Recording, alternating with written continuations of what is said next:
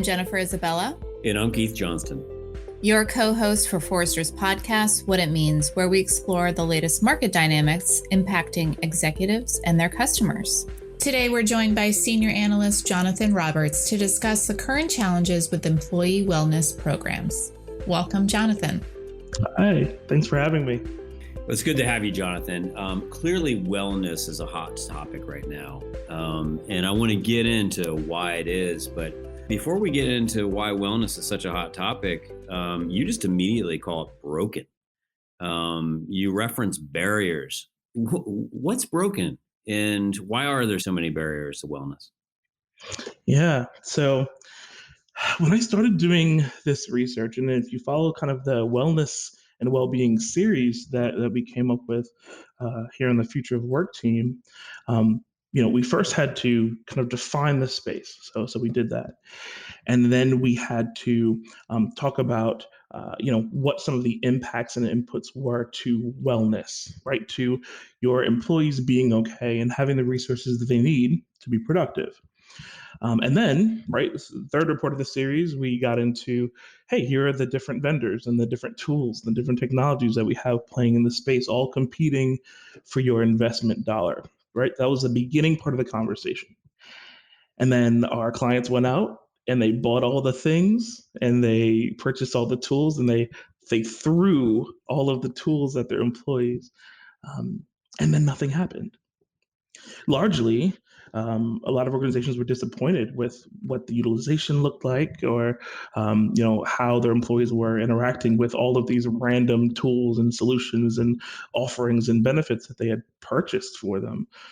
So that is kind of the origin of this idea, where we started looking at all the different barriers to wellness, to participating in some of these programs and reaping some of the benefits of these offerings, which was kind of graduating into advanced wellness and well-being plans and strategies in the organizations, right? So let's talk about some reasons why I called it broken.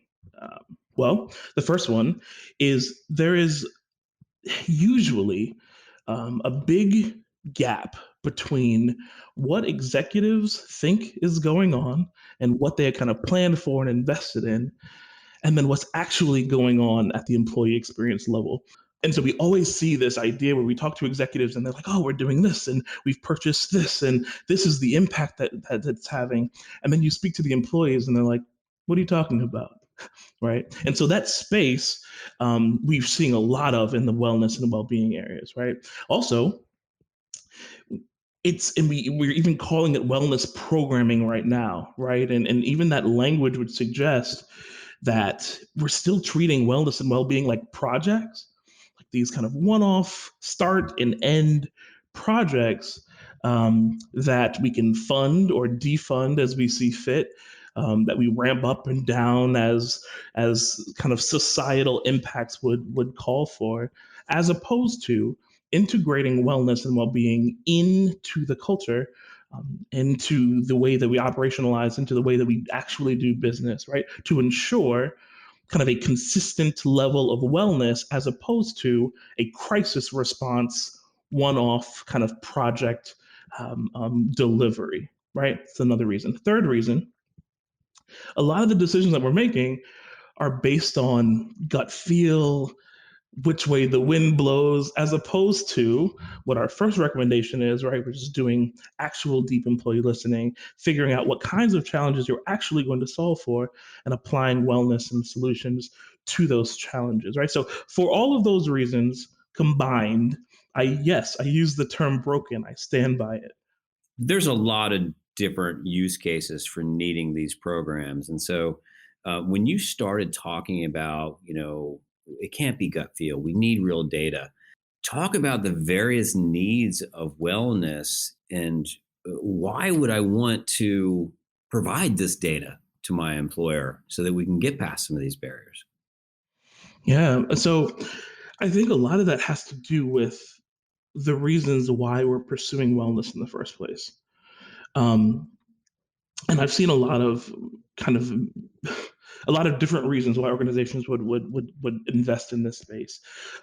For some organizations, they're like, "Oh, you mean to tell me if I spend some money here, we can get some more out of them? We can kind of keep ringing our employees' productivity so that we can kind of get more output."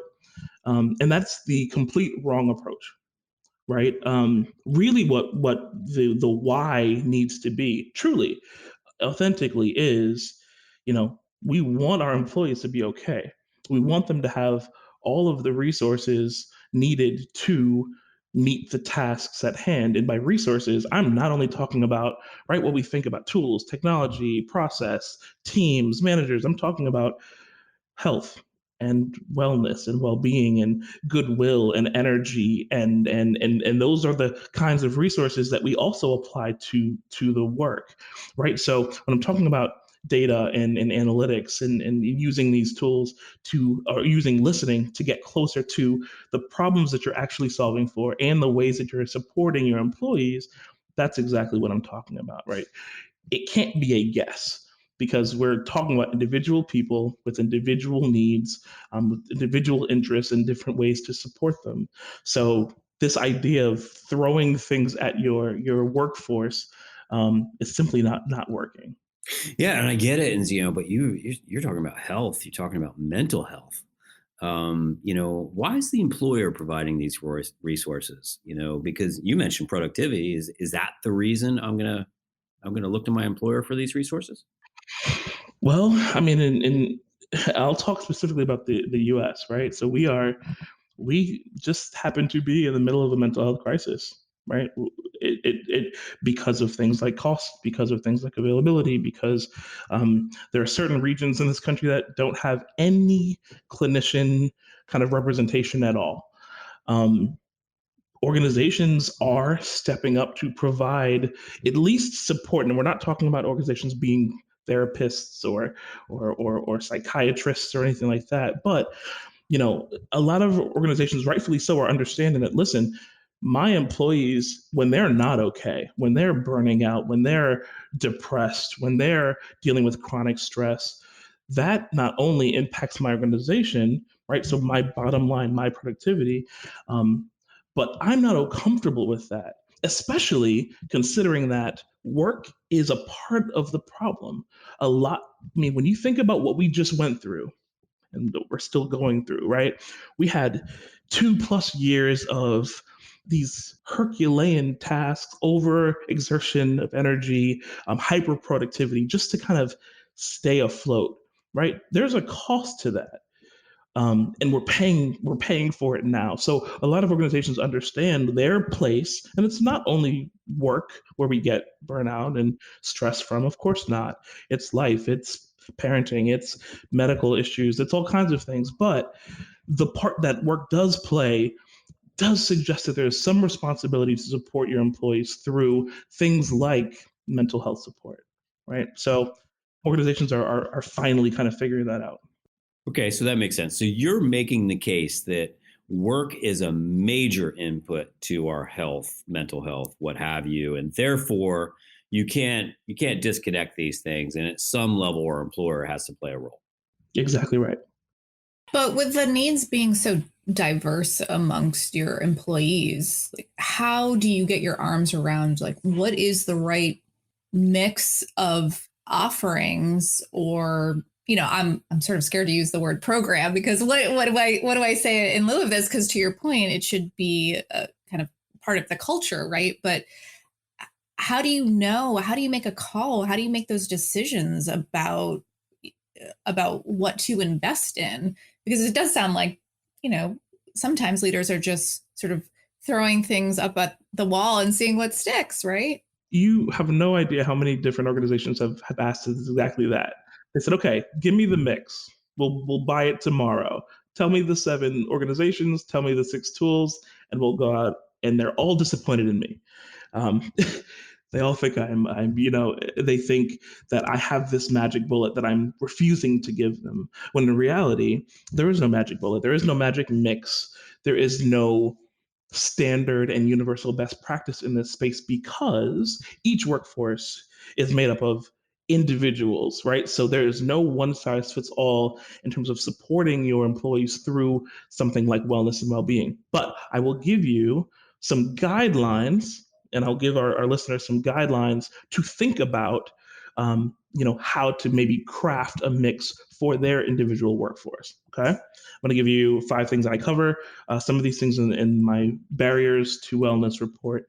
One, before you do anything, figure out what the reason is behind what you're doing. I call it the why. Why is this so important? And why is this kind of first on the list? Well, employees are generally pretty skeptical about this kind of stuff, right? It takes kind of this level of vulnerability and trust. It toes that line of, hey, is this even a work thing? Yeah, it's too personal, right? I mean, isn't this stuff very personal? It's very personal. And for some employees, right, they won't engage because it's too personal. But for the majority of the employees, if they think, if their perception is that their organization truly has their best interests at heart, if the reason why that they're offering these things is not for just another 3 hours of productivity at the end of the week, but truly to make sure the workforce is okay, and that trust is built up prior to whatever they're trying to whatever they're trying to get you to sign on to, most employees will say, okay, I'm willing to try it out. I'm willing, especially the ones in crisis that are looking for help and looking for support, they will. But it has to be clear that the why is authentic, and really about the employee. So the first thing I always say for the clients that we do advisories with is figure out the why and make sure that everyone is damn clear about why you're doing this. Second thing, I mentioned it, right? So the prereq to all of this is an organization where trust is whole. All of this, about 80% of it lives right in that space between an employee and their direct manager. And if that space, if there's mistrust, if there is, maybe if I think that my employer will hear about me trying to access mental health benefits, and there might be some kind of retaliatory actions, or they might think I'm not equipped to handle certain projects, or maybe right, if there's any of that, this is not going to work. Right. So the first thing organizations need to do is understand what that kind of level of trust is amongst their employees. Third thing I want to talk about is mixed messaging. Right. And we see this a lot. CEO says, hey, everyone, we're implementing Wellness Tuesdays. You can take 15-minute breaks whenever you want and go take your dog for a walk. Now, if your direct manager says, okay, well, you better finish this work, and it's 4 o'clock is our deadline, and, then that doesn't exist for you, right? Then whatever came down from Mount Olympus is not for you, right? So there's a lot of times we see this misalignment between messaging coming down the organization, to the point where we get a lot of eye rolls at the level where this stuff is really supposed to be making an impact, right? So for the people that are really doing this work, make sure that your messaging is aligned from the top all the way down to where it needs to make an impact. This is great. So let's go back to your one of your original statements. You're saying is that it can't be a program; it's got to be embedded in your culture.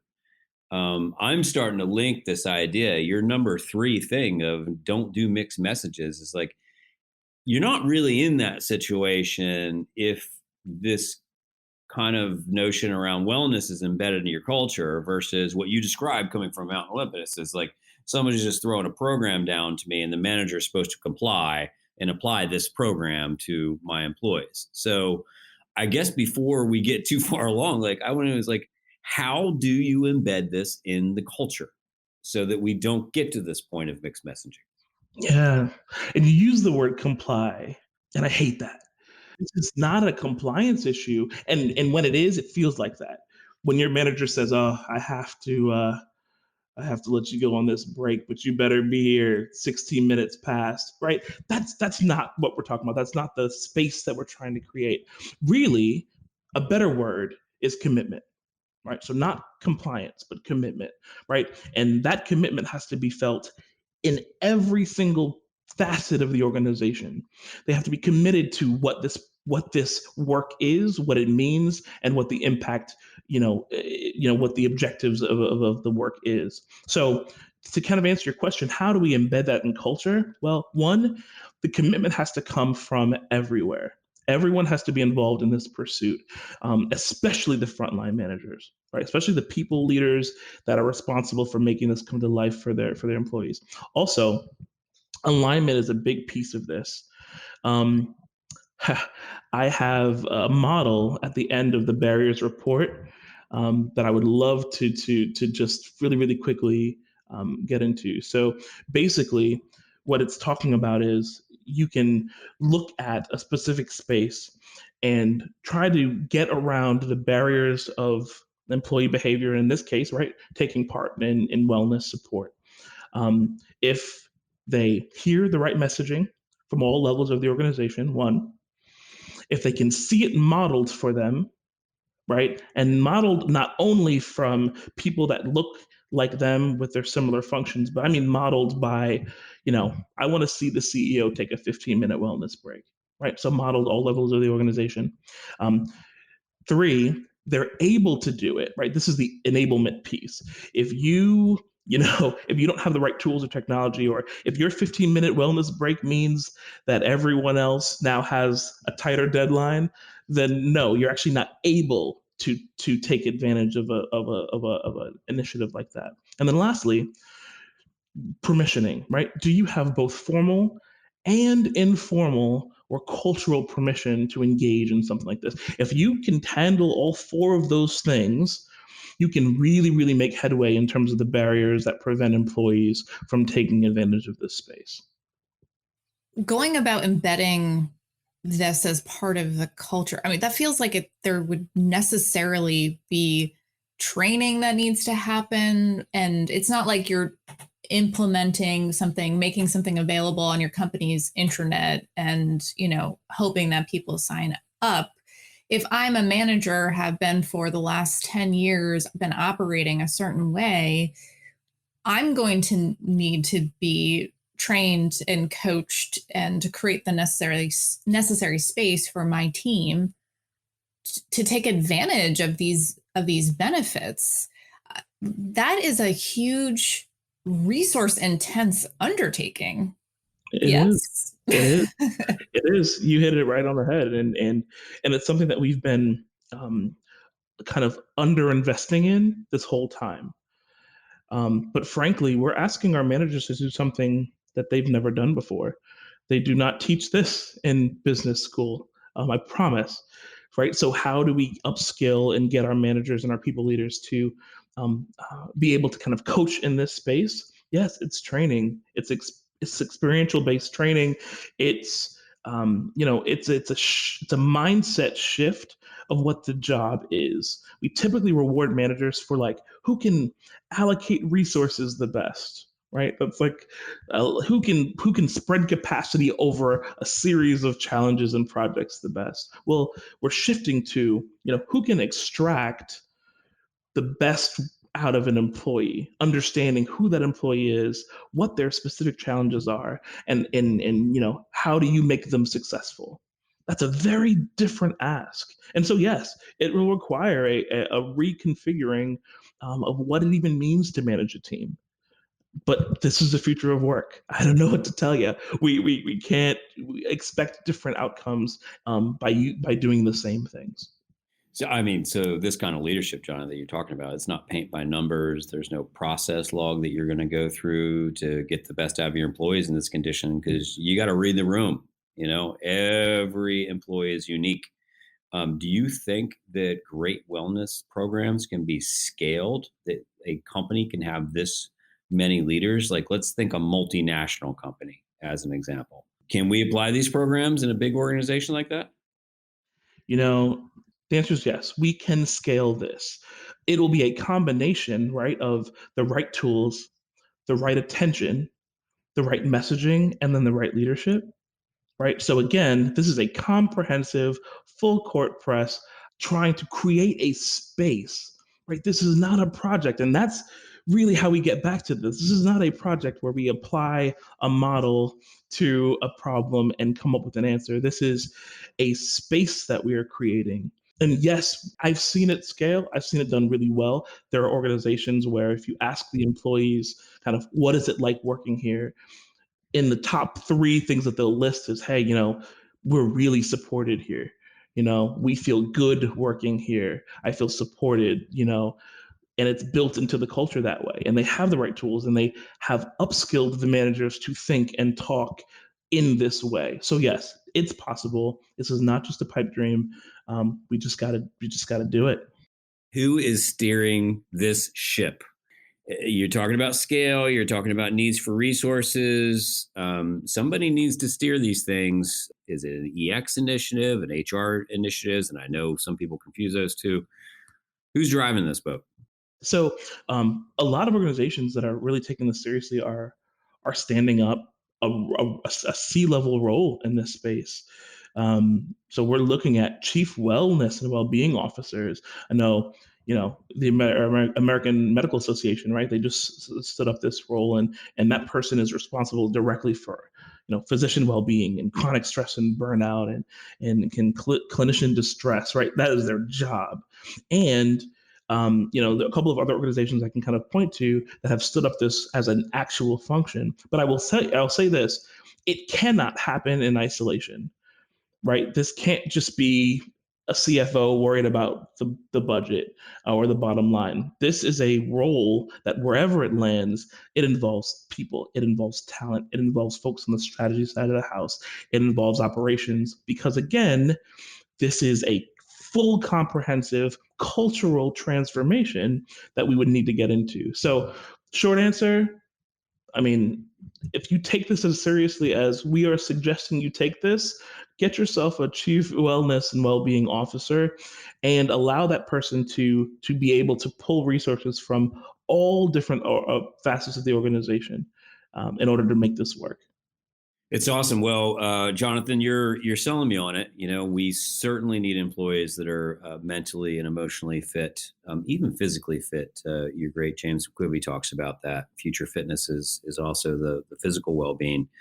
Leave us a nugget.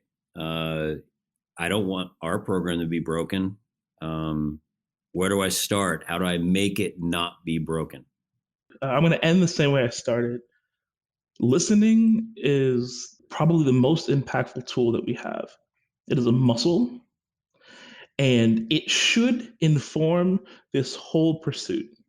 And most organizations skip it, or they reduce it to their once-a-year engagement survey and then ask really vague questions and then don't give anyone space to write how they really feel, right? And they say, yep, boxes checked. So when I mean listen, I mean actually listen. It doesn't scale super well. You oftentimes hear things that you don't want to hear, but that's the only way that you move the needle in this space. So I'm going to end the same way I started. Listen to the current, listen to the general sentiment, listen to individual employees, listen to their stories, listen to what makes them successful and what hinders success at the individual level. If you can't, then you kind of can't do any of this well. I'm hearing you, Jonathan. Thank you so much. We look forward to the next chapter of the Health and Wellness series. Thanks for having me. Thank you. If you like what you heard today, subscribe to Forrester's What It Means podcast on Apple Podcasts, Google Podcasts, or your favorite podcast player. To continue the conversation, follow Forrester on Twitter, Instagram, and LinkedIn, or drop us a note at podcast@forrester.com. Thanks for listening.